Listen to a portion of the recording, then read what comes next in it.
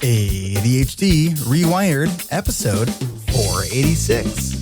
This is the podcast for those of us with really good intentions and a slightly wandering attention. I'm Eric Tivers. I'm a licensed clinical social worker by training and a coach by design. I'm your host, and I have ADHD. ADHD Rewired is more than just a podcast. We are a community. We are wired for connection, and you are not alone. Go to ADHDrewired.com to learn how you can join us in our free and secret Facebook group. Get additional resources for every episode, including links to any resources we mention on today's show. You can support us on Patreon, sign up for our email newsletter. You can request podcast postcards to distribute to your clients and support groups. Learn all about our award-winning coaching and accountability groups. You can co-work with us in our Adult Study Hall virtual membership community. You can do all of these things by going to our website at ADHDrewired.com. We know that starting is the hardest part, so let's get started. Welcome back to another episode of ADHD Rewired. Today's guest is Vanessa Gorelkin. Vanessa is an East Coast transplant to Arizona, where she lives with her son and husband, who both have ADHD. Vanessa graduated with a BA from Brandeis University and has a master's degree in occupational therapy from New York University. She is also a licensed occupational therapist in Arizona, and her career spans nearly 30 years. She has served both clinical and executive leadership roles and works with people all over the world, and is passionate about bringing out the best in all those people that she works with. Vanessa, welcome to the podcast. Thank you so much for having me. All right, so we have to do kind of full disclosure here on the pod. Most of our professionals who come on our podcast also have ADHD. You live with people who have ADHD and work with those who have ADHD. That's true. So I kind of use it as my special chip to get into the club. I do understand that, my brain does function a little differently than folks with ADHD, but I do feel like I've spent about 22 years of my life learning so much of how ADHD brains work that I kind of want to be in the club with you guys and definitely like to help folks with ADHD. And I've learned how to do that very organically in my home. Awesome. So we hope you enjoy your guest pass here, because part of what we're going to be talking about today is a really important topic around ADHD, and that's all about emotional self-regulation. Mm-hmm. Yeah, it is really super important. And it's one of the things that I find so much in my practice working. And I started out as an occupational therapist clinically, but in order to really access being able to help people internationally across the United States, I've gone into a coaching model. And that allows me to meet with so many different people and families who cope with ADHD. We find obviously that it runs in families. It is just really, really important that people recognize that ADHD is not just about attention per se, but it's also about being able to manage in a world filled with people who don't necessarily understand how you're rolling in that world. And that can be rough on folks. And so that's something I really like to help with. So let's start first with the real basics. What is an occupational therapist? So occupational therapists have very bad PR, I have to say. Social workers also can, we relate. Yes. I was roommates with a social work student who was in the master's program. So I'm pretty familiar with how social workers function as well. And I do get that it's sort of the same thing. Like people think that social workers do a thing, but social workers are so broadly based. Well, occupational therapists are also the same sort of field where we're really broadly based. It's a rehabilitation profession that actually was born in mental health, but became known much more for physical disabilities over time. And so oftentimes people think about occupational therapy, folks who have ADHD or other learning issues in school, they often worked with an OT who helped them learn how to do their handwriting or maybe to jump or to balance and things. But actually, occupational therapists can be found throughout the lifespan, from in the NICU, where I worked a long, long time ago, all the way up to nursing homes, everywhere in between, inpatient, outpatient, every setting. And the key theme is helping people to live their lives to the fullest. So We are trained in a biopsychosocial model to understand people in a way that allows us to see them as physical living bodies and thinking people and help them sort of put it all together in one cohesive whole. So, how does an occupational therapist then help people with ADHD around emotional regulation skills? So I have training in some specialized skills, mindfulness based cognitive therapy and dialectical behavioral therapy, which I've come on to talk about with you today. I also use another approach called acceptance and commitment based therapy. These are all ideas, particularly the last two, DBT and ACT, that are based from cognitive behavioral therapy, which is like kind of the grandparent, and then these are the children of and the grandchildren of cognitive behavioral therapy. So it's learning how to function in the world, which is really goes right along with occupational therapy. How do you manage in the world? How do you deal with your life? And specifically, how do you behave when your emotions feel really out of control?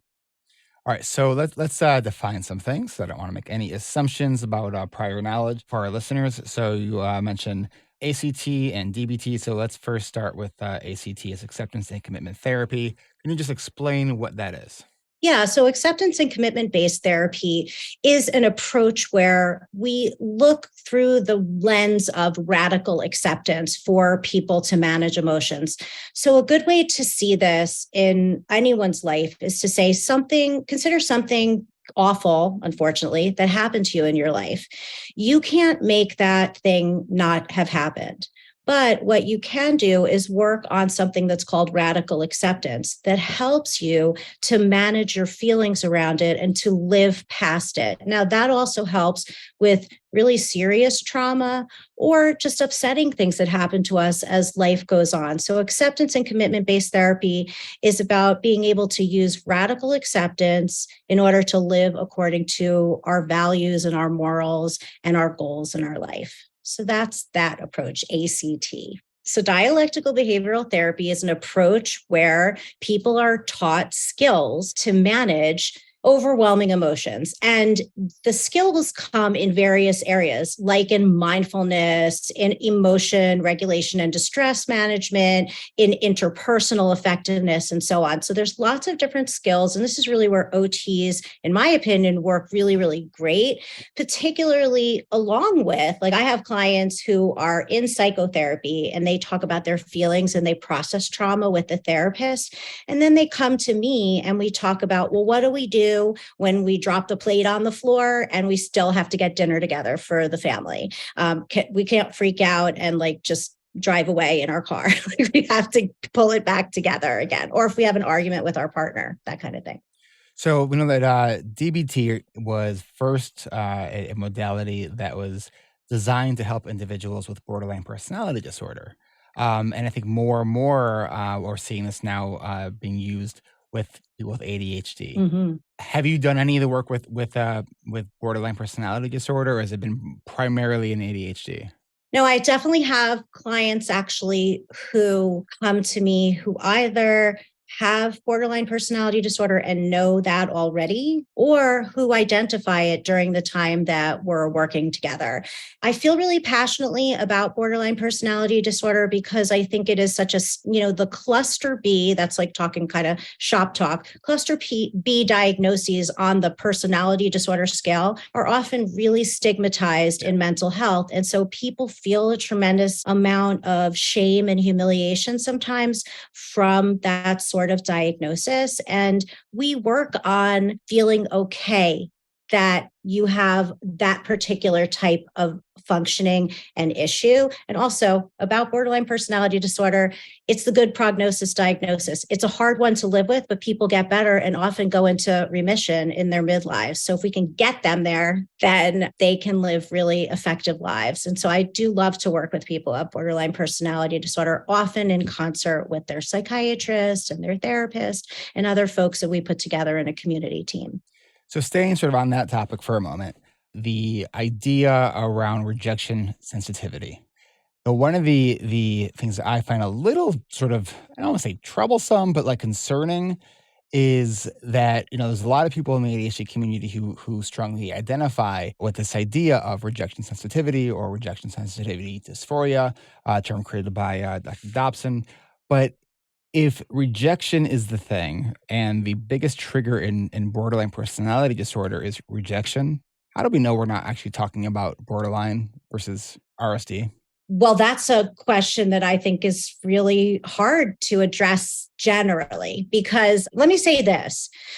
I have a theory, and I need to do more research on it myself, but I feel like something that I see, this is aside from what you're saying, oftentimes hitting with ADHD at the same time is some sort of obsessive compulsive disorder that is not diagnosed well. Oftentimes people talk about intrusive type thoughts that they have that interfere with their daily lives. And so I guess what I'm trying to say is sometimes I think it's really hard to parse out these diagnoses. And of course, borderline personality is a personality disorder. And y'all can't see me, but I'm putting quotes because I hate the idea of stigmatizing people. Like when you say somebody's personality is disordered, it is really harsh. And to anyone out there listening who has a diagnosis of borderline personality disorder or any other personality disorder, you're just a person who has trouble functioning, just like people who have ADHD, different issues.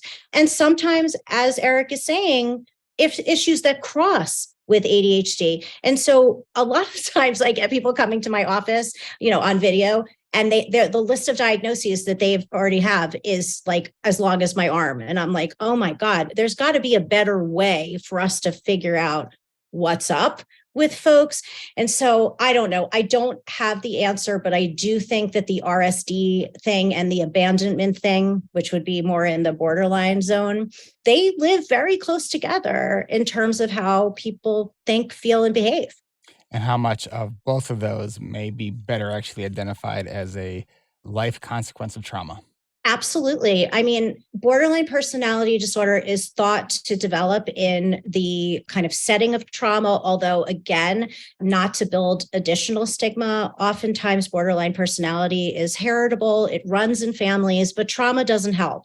I run into a lot of people in my practice who have ADHD, who have what would really be called complex PTSD, which is sometimes also called borderline personality disorder. In certain circles, it depends on where you're being diagnosed. I have not heard that.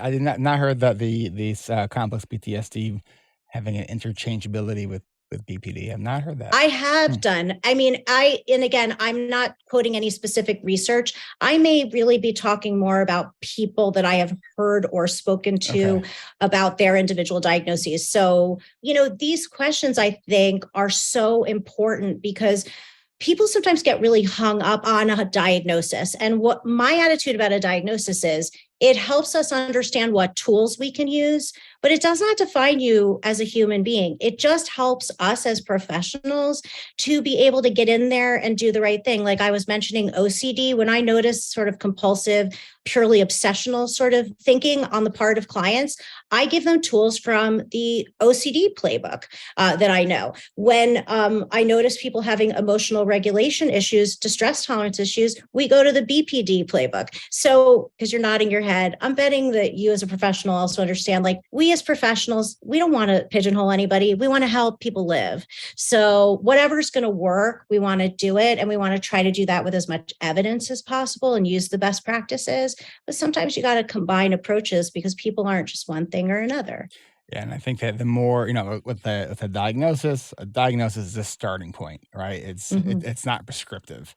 And I think the more tools that we have as clinicians and as coaches that we have access to, the more we're going to be able to offer a variety of tools and supports to our clients. Yes.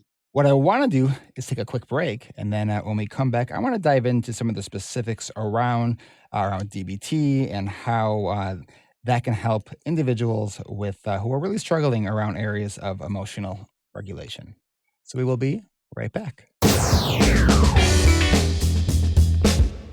Support for this podcast comes from our coaching community, and our summer season of coaching groups is starting soon, beginning on July 13th, going through September 21st. Want to join us? Then, good news. We have more summer registration events coming up fast. Learn more and get your name on our interest list at coachingrewired.com to find out how you can join us this summer. Whether you've already heard about our coaching groups or if you're hearing about them for the first time, you might have some questions about our groups. And if you are new to this show, welcome. We are thrilled that you stumbled upon us or hit play when someone recommended it to you. Glad you're here. So, what is group coaching all about anyways? Are groups like this really a good idea for people with ADHD? What are the benefits of group coaching versus one-on-one coaching? If you're looking for answers to these questions, or if you have other questions you'd like us to answer, then your opportunity awaits. To find out the dates and times for our upcoming registration events where my team and I can help answer your questions, head on over to coachingrewired.com to add your name to our summer interest list. Registration is by invitation only, so once you've added your name, we'll email you some pre-registration stuff that you'll need to complete before receiving your actual invitation. And don't forget, we are still offering $500 off select sections. Level up your ADHD management this summer with other adults with ADHD who just get it. Take that first step of going to coachingrewired.com to get started with your pre-registration process. What are you waiting for? Come grow with us. Stop struggling alone. Go to coachingrewired.com. We can't wait to meet you. That's coachingrewired.com.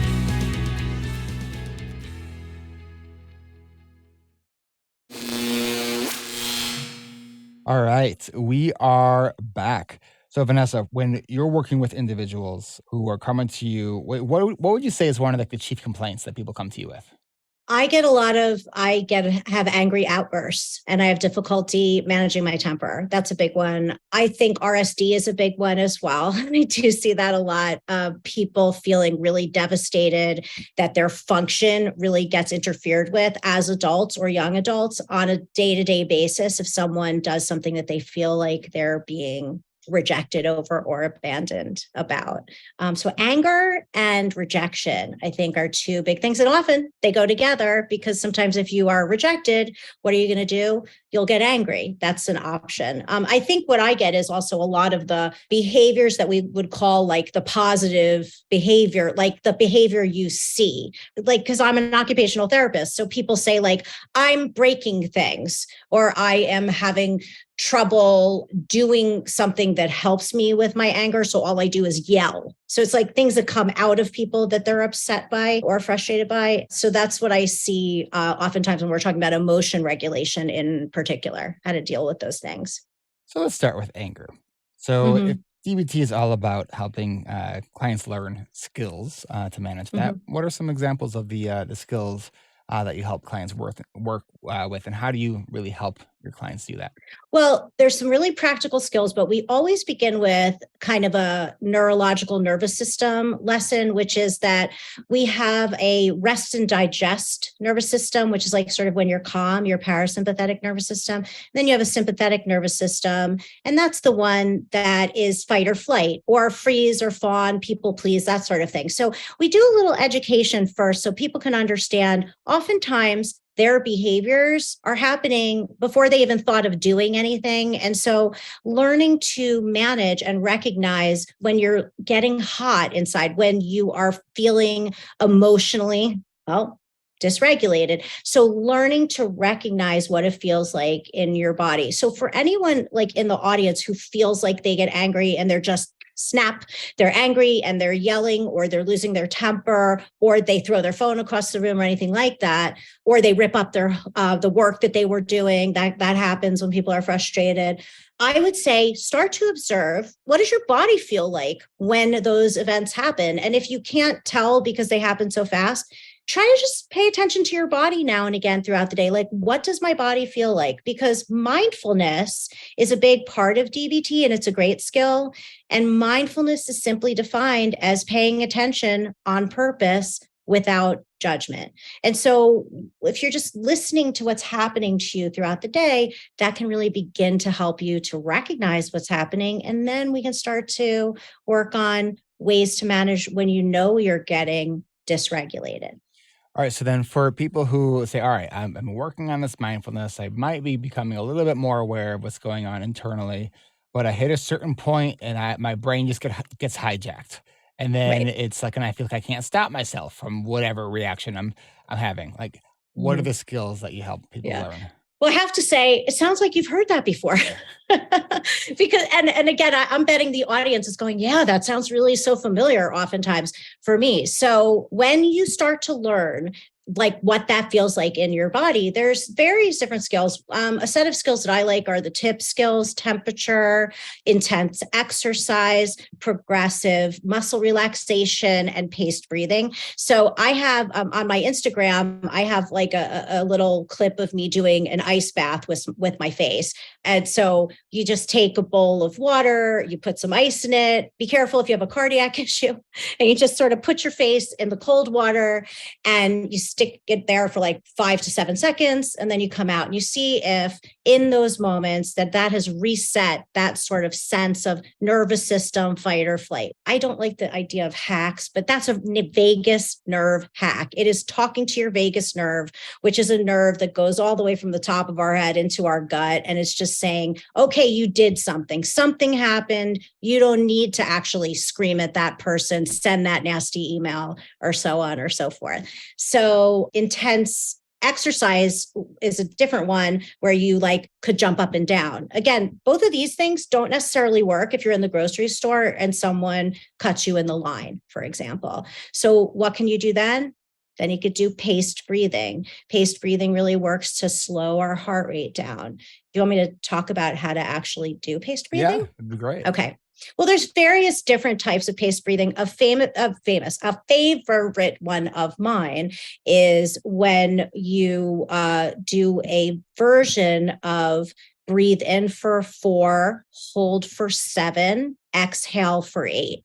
Now, here's the deal. The most important thing in this type of paced breathing is to make sure the exhale is the longest part. Explain the why. Why does that matter? Because when you are exhaling longer than an inhale or even the hold, it ticks off a neurological response that slows down our heart rate. And that's really critical because what do you feel like when you're angry, upset, dysregulated in any way? Typically, people say, I feel like my heart's pounding, my chest feels tight, maybe you're breathing hard, also nauseous, things like that. So when you do that exhale long piece, you're telling your body, actually, we're not in a fight. We're chill right now. We're hanging out. We're like, just okay. But I do find that when people first start doing that, they can get dizzy. So I would say break it in half. You could do 2 breaths in, like 3 breaths hold, and 5 or 6 breaths out. But exhale long is always the key. Okay. So we have the pace breathing. What was the other some of the other components to this? Okay, so temperature could either be hot or cold. So it's TIPP skills. T as in Tom, I as in, P as in Paul, P as in Paul. So temperature could be hot or cold. So if you're really getting upset and you're nearby to your shower, or you could jump in a pool, you could take a hot shower, you could jump in a pool. A lot of people do like to do that, like polar jumping and things like that. I suspect they're doing some sort of emotion regulation stuff. They love that. Like that is part of the reason it makes them feel really like alive and good and different all of a sudden in a snap. You can also, in a pinch, go to the bathroom and splash cold water on your face. Or you could, I sometimes have clients of mine carry around one of those like ice packs that you can smack, and then you could put that on your neck. That'll work. That's a good portable strategy. Yeah. Because Yeah. because Love I it. definitely have heard of Right. the strategy of like just like grabbing an ice cube and holding it for a certain period of time as Yeah. just a way to sort of like reroute where your attention is going. Exactly. And it keeps you busy as well, frankly, while you're trying to not behave in a way that you think is going to be destructive to you. So that's temperature. Let me just throw in another one that I kind of love, and that is not a TIPP skill. I don't know where this one fits, but like if you get something intensely sour, like warhead, you stick one of those in your mouth, you are not, all you are is wanting to get that thing out of your mouth.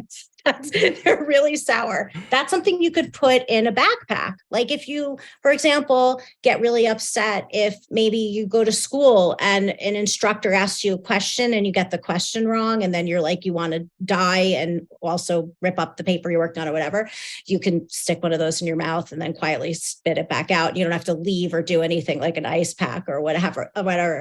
Or you can do really, really, really spicy. Super spicy will also change the game. Again, why do people love spicy food? I think part of it is like the kind of the neurological kind of switch up that kind people of a rush. get. Yeah, right. Exactly. And it just changes you in that moment from the experience you're having into something else. And so I think people love that sort of escape. So spicy or sour as well, but that doesn't fit in the TIPP skills, but I just like threw it in there as an extra added bonus. So that's temperature, intense exercise, right? So let's be really clear that like not everybody is as able to get up and jump up and down and run. So for somebody who is perhaps disabled or they have pain in their knees or they don't exercise regularly, you can also do the actions of exercise sitting down. Like you could flap your arms like a chicken, which actually might make you laugh, or you could put your arms up over your head. If that's hard, you can squeeze your palms, you can move your feet up and down. So you don't have to go running around. But for people who do exercise, a good run or a bike ride. Like I'm planning on taking a bike ride right after recording this, because usually doing podcasts is always like very intense for me. Like it's usually like a good conversation, but it's like, a lot. So I like to kind of expel that energy afterwards and take a bike ride. So if you can do that, great. But if you can't, you can also do things sitting down or at your ability level. So I want to make it, for everybody. How many of the skills within DBT would you say are helping people develop skills that are more proactive to manage symptoms versus how to respond when you're in that moment? I think ideally, virtually all of the skills in DBT are about learning how to be proactive and really how to almost change your brain in a way that you're wired to do things that are helpful to yourself before anything. Well, we can't stop all negative things from happening, but from where, like before an experience becomes really too unmanageable. So I am 52 years old as we're speaking today, and I was once a younger person, and I'm like a highly sensitive person type. So while I don't have ADHD, I know the feeling of feeling very dysregulated. I had to learn how to do deep breathing over many years. And in fact, I got a letter the other day that made me so furious about an issue.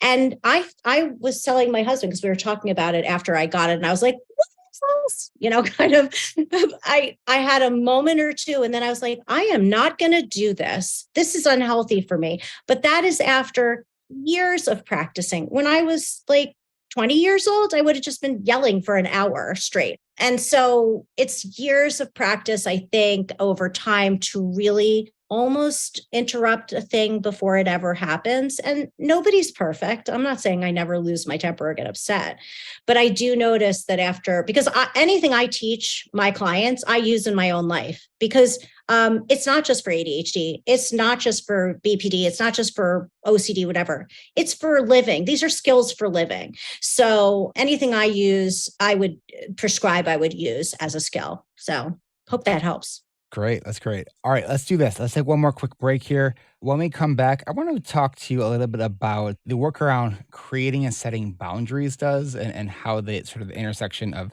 with DBT, emotional self-regulation, and how I think sometimes when we just get pissed off, it's because someone's violated our boundaries. We will be right back.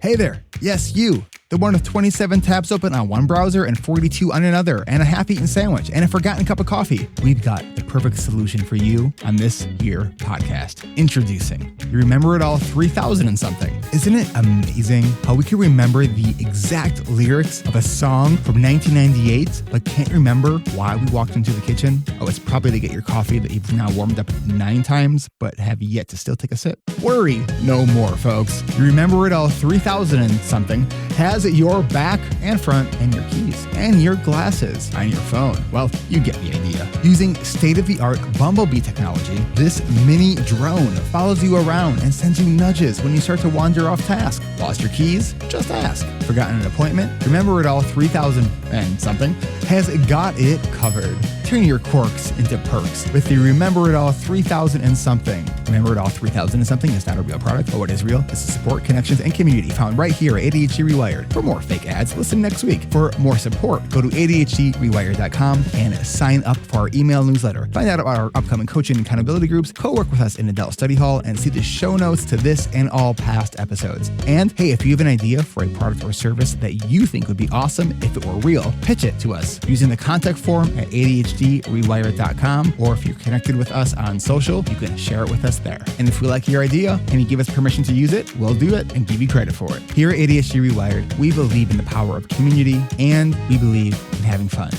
Thanks for listening.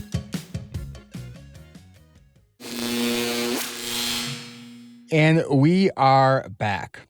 Let's talk a little bit about sort of the intersection between anger and boundaries or boundary violations.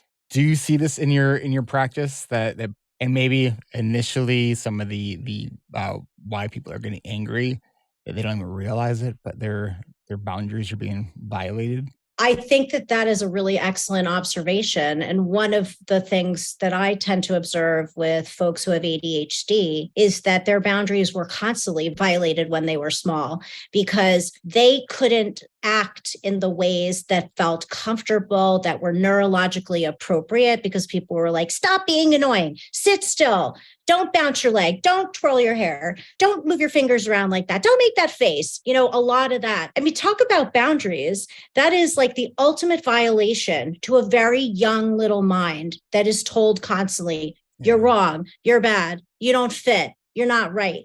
That's where I see a lot of it in my practice. Like it's years of being told you don't have a right to your boundaries and you don't have a right to be who you are. And if I say one thing in this whole podcast, my message to people with ADHD is you are okay the way you are. You are a decent person. You have a right to exist exactly the way you are. You don't need to change. And I don't suggest you try. You live your life the way that you feel good.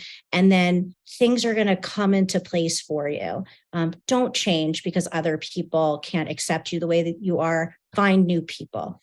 Yeah, the idea that masquerading as normal is exhausting. Like we don't have to masquerade. No, you don't. One of the things that I see often in our coaching groups is when people get frustrated with sort of all the external pressures of life. And so what happens is like someone asks them if they can do a thing. Well, we're starting out, their understanding of how long things take, what their other commitments actually are, they have absolutely no idea if they have the bandwidth or time to do this thing.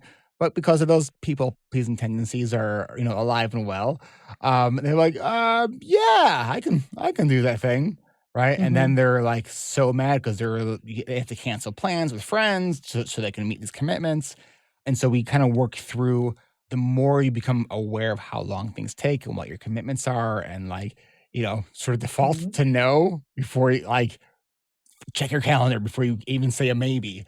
It becomes easier, I find, for people to then say, no, I'm sorry, I already have a commitment, even when that commitment's to themselves, which is 100% a valid commitment. I agree. I think the other thing is, and I bet this probably happens in coaching groups naturally, is learning to ask more questions before just doing the all or nothing yes or no. So, if you are, for example, invited to go to dinner and a movie with a group of friends, instead of saying yes or no immediately, you can buy yourself time by saying, oh, who else is going? Which movie theater? What time? And then you can even, if you get real good at this skill, you can write those things down and then say, okay, I've promised myself I'm always going to look at my calendar and check and see what my week looks like. So I'm going to get back to you. And I promise I'll text you or call you back and let you know. So I do a lot of telling people or suggesting to people, make more space. You don't have to be impulsive, right? The word is impulsive because because we see that a lot with ADHD. And I think it's a lot about pleasing people and wanting to do the right thing. You get to say, I need more information, tell me more, and then wait a little while. So how do you help then the client who they say, it feels so bad to say no to somebody Mm. else? Well, I mean, that's really something that we have to just kind of explore a feeling about. And again, sometimes people come to me for ADHD coaching. They tell me their story, and I have to ask really hard questions. Like recently, I met with a woman who came in and she told me about a moment where she had a really bad outburst and things like that. And she described a lot of stuff. And it really just sounded like she had been assaulted in her lifetime. I asked her, I said, have you been victimized in your lifetime? Are you? And then this whole story comes out. I said to her, you know what? This is not ADHD coaching.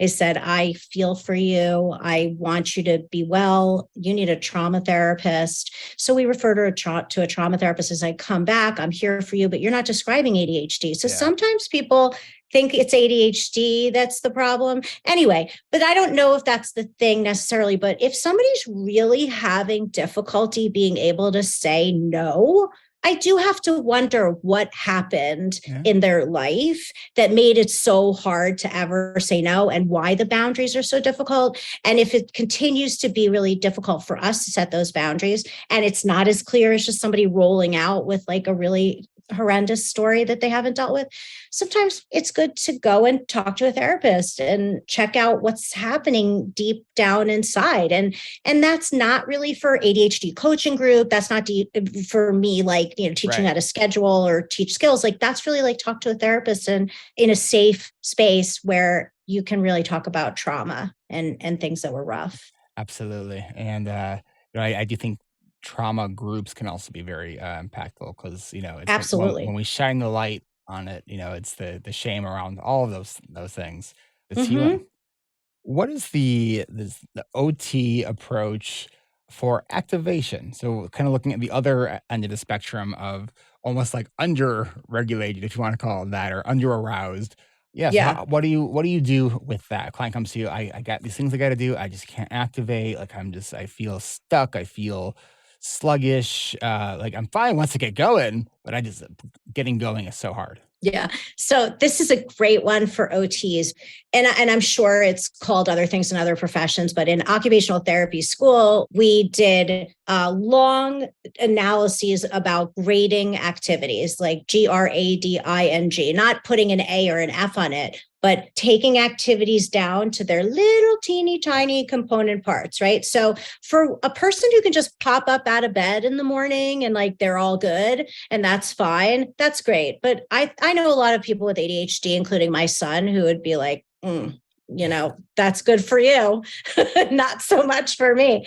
And so what we do oftentimes, what I do with people is we grade the activity. We change it from this enormous, I have to get out of bed and have a whole day and do this and do that, to, okay, as a matter of fact, this is something I do with my son. Get out of bed. Okay, wake up and then put your feet onto the floor. That, like, we do it in steps, and that really works for people. Now, if you're not willing to do anything to like break it into parts, then it's going to be problematic.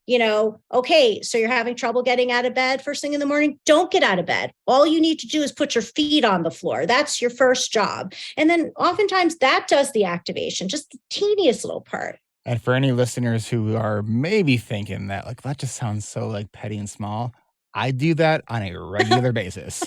I'm sitting on the couch. I'm like, I gotta do the dishes, or I don't want to do it. All right, I'm just gonna lean forward because leaning forward is gonna make it easier to get my ass off the couch. Yeah, you are naturally doing occupational therapy then. Because I mean, that's an even smaller bit of the moment. There's more to it than just like the psychology of you leaning forward. you are literally activating muscles. Muscles are awakening. This is why I think it might be good to just even rock yourself a little bit. If you can't start rocking, unless you're in a place where people are going to be like, what's going on with that person? But, you could do anything you want in the privacy of your own home if it helps you get moving. And if it helps you to be activated to like move your body around or swing your arms around or something like that, that's a good idea. The other thing is sometimes it works to do mental practice. You can picture yourself doing a thing and then be like, okay, I saw the picture. Now I'm going to do the picture and see how close I can make myself do the picture, make it a game. Gamifying things is really fun for people. That's a good activation strategy. And I know you work in groups. I work with individuals. So oftentimes solutions need to be individualized. But I do want to say this. Sometimes a solution that worked for you for like 6 months or a year will stop working. And that doesn't mean you're broken or the solution's bad. It just means you need a new solution. It means you have ADHD. Exactly. You need novelty. There's more stuff going on. So you just have to roll with that. One of the worst things I hear from folks with ADHD, and I mean worst as in like most heartbreaking, is I'm stupid. Yeah. I can't get things done. I'm terrible. Why do I always mess things up? And it's like, compassion is critical. Self-compassion is critical. You're just a person. Yeah. Being a person is all. You're going to be okay. Don't make it worse by being mean to yourself about it. It's not going to help. It's like you don't need to kick yourself when you're down. Like that's right. Right. It's people have this like almost fascination or fantasy about being consistent with ADHD. Mm-hmm. And I'm like, let go of that. Right? Mm-hmm. Focus on being resilient. Get up, get back up when you realize you've fallen off whatever the good things that you've been doing that you've slipped. Because like it's gonna happen. We have ADHD. Like if it's one thing we are consistently doing, it's not being consistent. Right?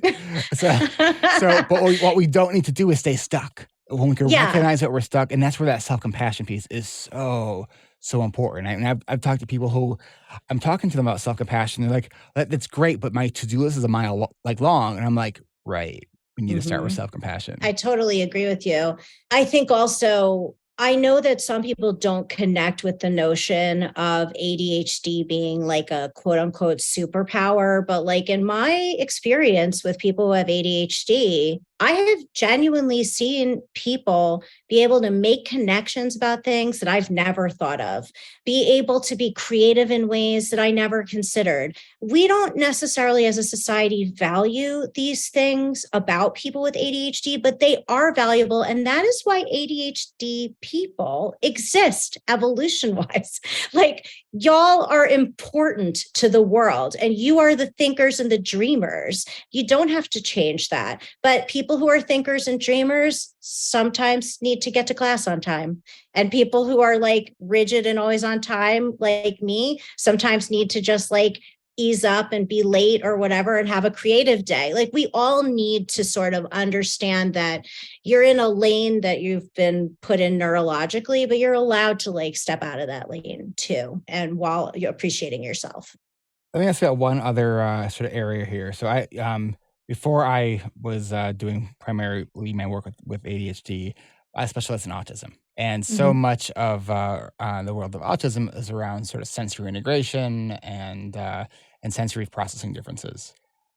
I have been, and I don't know if part of this is like the recognition because I had done so much work with autism. Like I know myself, I have a lot of sensory things. I know tons of my clients and group and community members have a lot of sensory things. I still don't hear it being talked about enough about ADHD and sensory processing differences. What's as an OT, and that's typically an OT's domain. What are your thoughts on that? I think that sensory processing issues are enormous in ADHD, and I think they are missed frequently. I absolutely agree. I mean, if kids are lucky to be diagnosed with ADHD in school systems and get with an OT, oftentimes OTs will do sensory integration. So if you find that sensory issues are a problem, what I want to tell you is you don't cure sensory issues. You accommodate to them. Like if you are itchy in your clothes, you will never, ever do well in class or at work. So forget about it. Wool is not a thing if you find that itchy. If you can't eat a food that's not blended a certain way, then don't try. Like, you can't force yourself. Again, I think that's like the theme of this podcast appearance for me is like, stop trying to force yourself into a box where you don't belong. Accommodation is fine. It's cool. It's okay to be like, you know what? It's really good when I go on an airplane and there's 10 million people talking and it's so noisy for me to bring my weighted blanket and wrap myself really tight in it and stick on my noise canceling earphones. So whatever it is that you can do to accommodate sensory issues as you recognize them, I recommend doing that. They don't change in a way that is significant that I have found. Do you think they maybe get worse with age?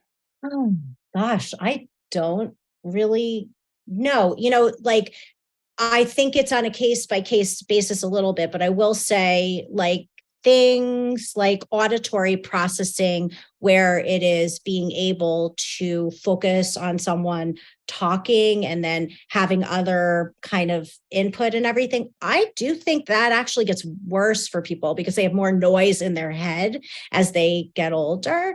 I'm not trying to give anybody like a bad sentence for their life. I just think that as you get older, you also learn more skills, ideally. So yeah, I think on some level, some things that are sensory can get a little worse, but we also learn how to deal with them better. So it's a trade-off. Yeah, I definitely notice.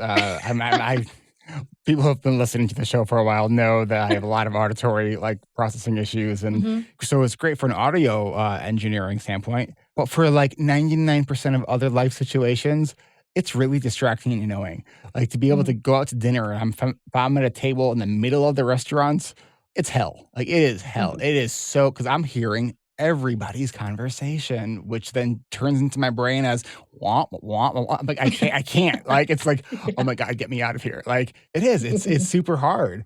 And so I've just been curious. Like, have I just become more sort of aware of those sensory things, or has it been actually maybe getting worse? Yeah. And I guess that's where I was hesitant because I'm not sure if it's worse or if you're more clear on what's wrong. And also you have an appreciation and compassion for yourself so that you're like, I don't want to be in this situation. Like, this is not fun. You know, when you're 17 or 18 years old and all your friends go out for pizza, you're like willing to put up with it in a way that you're not when you're like an adult. And so I think there could be that. And highly sensitive people are people who are like neurologically sensitive, like to noises and the feel of things and don't like violence and like are very, very turned off by certain experiences, just like very, very sensory driven and upset by sensory stuff. So that's me. Like if something's too loud, I will never accommodate to it being too loud. Like I literally want to put my hands over my ears or I will leave a situation. Like, and if it's something violent, I'll close my eyes, my hands over my ears. Like I can't, because I will be paying the price for that long after. And I think that people with ADHD, the same thing, it's like exhausting to your nervous system. And so you want to be like gentle with your nervous system because your nervous system remembers stuff and remembers if you don't take care of it. And so it will act up accordingly. If it knows it's going to be in danger, it's going to be in danger for a long time and you're not going to pay attention, then you may pay more of a price than if you start to really do the things you need to do. Like probably Eric sits in the corner of a restaurant instead of like in the center. Facing the walls, away from the TVs. Yes. Like I have my sort of, I've made reservations before where I specifically ask, can you please put me in a table in the corner where it's quieter and less commotion going on. Because like the worst is when I'm sitting at a restaurant and I'm facing the TVs because I can't look away. It's like a moth to like the flame. I'm just like trying so hard. It's like my eyes are looking at my face is looking at the person, but my eyes are just like over on the TV trying to focus on the person. And it's just like my brain just does not like filter real well. Yeah, I think the self-knowledge is everything. You're a good role model for that, obviously, because I think what flummoxes some people with ADHD, particularly at the beginning, or if they're not diagnosed or late diagnosed, is that they just don't understand what's going on. They don't have a name for it. And, I'm sure you hear that a lot in group. And so it's the journey of being like, oh, that's what's wrong. Like I'm overstimulated and that's why I can't do it. Or I can't activate myself to get out of bed. Or I'm overwhelmed because I can only see this big thing as a chunk of stuff that I have to do rather than, do you know what I mean when I'm saying like a chunk of stuff? Like just break it down so it doesn't feel so overwhelming. Yeah, exactly. Vanessa, what are the final thoughts you want to leave listeners with? And then how can people find you and learn more about you? I think that people with ADHD are good and fun and interesting and exciting, and you don't need to change yourselves. That's a major final thought. You can change certain things in the way that you behave and interact with the world. And that's worth doing, whether it's through like coaching with like a program like Eric's, or seeing somebody as an individual like me, or doing some combination like that, or seeing a therapist. There's many ways to get help. If people want to get in touch with an individual therapist like myself, or coach rather, because I do see people outside of Arizona, and I've really converted to that coaching model, I think similar to what you have decided to do as well. People can go right to my website, vanessagorelkin.com. I can be found on Instagram at humanist_therapist. I have some stuff, actually do quite a lot of stuff about BPD. So yes, please be in touch. And I do love to hear from people after these podcasts. So don't hesitate to contact me through my website if you have questions or comments. And I hope you enjoyed hearing me today, y'all. Vanessa, thank you so much. This was a pleasure. It was a very little bit of a different perspective that we've had on before. So this is great. So thank you so much. Thanks so much for having me. It was really fun to talk to you. This is Eric Tivers. Thank you for listening, and congratulations for making it to the end. ADHD Rewired is more than just a podcast. We are a community focused on learning, growing, and connection. The website is ADHDrewired.com. You can find time-stamped summaries and additional resources for each episode. Apply to join our free and secret Facebook community. Learn more about our award-winning intensive online video-based coaching and accountability groups. Join the Adult Study Hall virtual co-working membership community. Find all the other podcasts on the ADHD Rewired podcast network. Sign up for my email newsletter to get exclusive content that you won't hear anywhere else. And use the search tool to find episodes on specific topics. You can do all of this at ADHDrewired.com. While you're there, click on the Patreon button. If you are a regular listener, consider making a monthly contribution by becoming a patron. If you are able to financially support my work, it would mean a lot. This show is free to you, the listener, but it's not free to produce. Plus, patrons get cool perks like ad-free episodes and access to recordings of coaching calls, and $25 a month patrons can join me once a month for a group coaching call. You can follow me on Twitter at Eric Tivers. You can like our Facebook page at facebook.com/ADHD Rewired. If you're a coach, therapist, or related professional, connect with me on LinkedIn at linkedin.com/Eric Tivers. Subscribe to ADHD Rewired on YouTube to see selective interviews and other videos I've made. Podcasts change lives. You can make a difference in someone's life by spreading the word about this podcast. Mention it in your online communities on Facebook, Twitter, Reddit, or wherever you hang out online. And be sure to share it with your friends, family, your therapists, your coaches, doctors, siblings, parents. And if you, your coach, therapist, doctor, or ADHD support group leader would like a pack of podcast postcards to hand out, you can request those at the website, ADHDrewired.com. If you are a member of CHAD, ADA, or any other ADHD support group, please be sure to tell them about this show and all the shows on the ADHD Rewired Podcast Network. You can even show them how to download it on their phone. And if you really loved this particular episode, please hit share on your podcast player. I'm only one person, and I do count on you to help spread this message. One of the biggest things that you can do to support this podcast and help other people discover it is to leave an honest rating and review on Apple Podcasts or any other app that supports reviews. And don't forget to hit subscribe so new episodes are automatically pushed to your favorite podcast app. Looking for more ways to listen and learn? Get a free audiobook and a 30-day free trial at Audible by going to audibletrial.com/ADHD Rewired. Here is my list of must-listen-to audiobooks updated July 2021. Nonviolent Communication by Marshall Rosenberg. Attached by Amir Levin and Rachel Heller. Atomic Habits by James Clear. The 5 Dysfunctions of a Team by Patrick Lencioni. Crucial Conversations by Carrie Patterson. The Coaching Habit by Michael Stainer. The Body Keeps Score by Bessel van der Kolk. Rest by Alex Sujong Kim Pang. The 5-Second Rule by Mel Robbins. Make It Stick. The Science of Successful Learning by Peter Brown. The Productivity Project by Chris Bailey. Meditation for Fidgety Skeptics by Dan Harris. Change Your Questions, Change Your Life by Marilee G. Adams. I always recommend to my coaches and admin that they read that book. The One Thing by Gary Keller, a required reading for all of our coaching group members. Procrastinate on Purpose by Rory Baden. The 4 Tendencies by Gretchen Rubin. The Art of Asking by Amanda Palmer. And if you're looking for something a little bit more magical, I have fallen in love with the Harry Potter series, and the narrator, Jim Dale, is amazing. And of course, if you haven't yet boarded the Brene Brown bus, all of her stuff is great, starting with Gifts of Imperfection, Daring Greatly, Rising Strong, and the Power of Vulnerability. And if you're an entrepreneur or leader, be sure to check out her book, Dare to Lead. Do you have something that you would like to share? Click on the podcast tab at ADHD Rewired. Click the button to be a guest at the top of the page and schedule a 15-minute interview. This is Eric Tibbers, reminding you to keep learning, growing, and connecting. Self-care is not selfish. No matter what you get done or don't get done, you are still enough. And no matter how hard it feels, we can do hard things. And we don't need to do them in the hardest way possible. Thanks for listening. I'll catch you next week.